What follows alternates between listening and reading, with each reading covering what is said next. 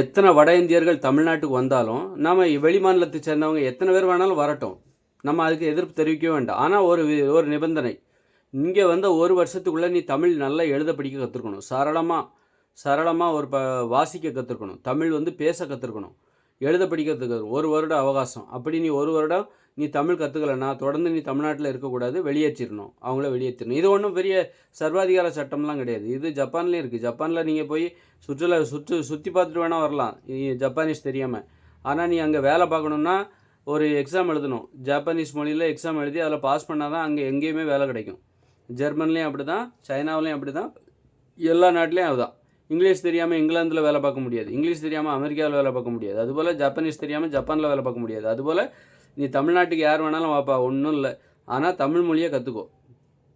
தமிழ் மொழியில் ஒரு தேர்வு இருக்கும். ஒரு வருஷத்தில் நீ தமிழ் மொழியை கற்றுக்கிட்டாதான், கற்றுக்கிட்டதுக்கப்புறம் தான் ஜப்பான்காரங்களே கற்றுக்கிட்டதுக்கப்புறம் தான் வேலையை கொடுக்குறாங்க. சும்மா கிடையாது. ஜெர்மன்காரங்க, சைனீஸ்காரங்க சைனீஸ் கற்றுக்கிட்டா தான் சைனாவில் வேலை. அப்போ அதுபோல் நாம் ஒரு தமிழ் கற்றுக்கிட்டு வா. கற்றுக்கிட்டா தான் உனக்கு எழுத படிக்கவே தெரியாதா, உனக்கு ஹிந்தி தான் தெரியுமா, அப்போ உனக்கு உள்ள வேலை இல்லை, வெளியே போயிடு. எத்தனை பேர் வேணாலும் வாப்பா, நாங்கள் தடுக்கவே மாட்டோம். ஆனால் தமிழில் அந்த எக்ஸாமில் பாஸ் பண்ணிட்டியா, அப்போ தான் உனக்கு தமிழ்நாட்டில் வேலை. உள்ளே நுழையவே வேலை நீ சுற்றி பார்க்குறதா சுற்றிப்பார் தமிழ்நாட்டை. ஆனால் தமிழ் எழுத படிக்க தெரிவதற்கான அந்த தேர்வில் நீ தேர்ச்சி பெற்றால் மட்டும்தான் தமிழ்நாட்டில் உனக்கு வேலை.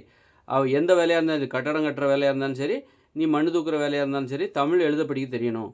உனக்கு ஹிந்தியில் கூட எழுத படிக்க தெரியலையா, நான் எங்கே தமிழை கற்றுக்கிறது அப்படின்னா, நீ உன்னுடைய வட இந்தியாவில் இருந்துக்கோ, அல்லது நீ எந்த மாநிலத்துலேருந்து வரையோ அங்கேயே இருந்துக்கோ அப்படின்னு நம்ம ஒரு சட்டம் போடணும்.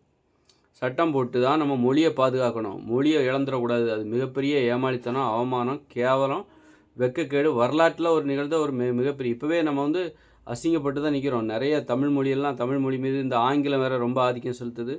இந்த இந்திக்காரன் இருக்கானுங்களா, இவனெல்லாம் ரொம்ப அதிகம் செலுத்துறான்னு ரொம்ப எச்சரிக்கையாக இருக்கணும்.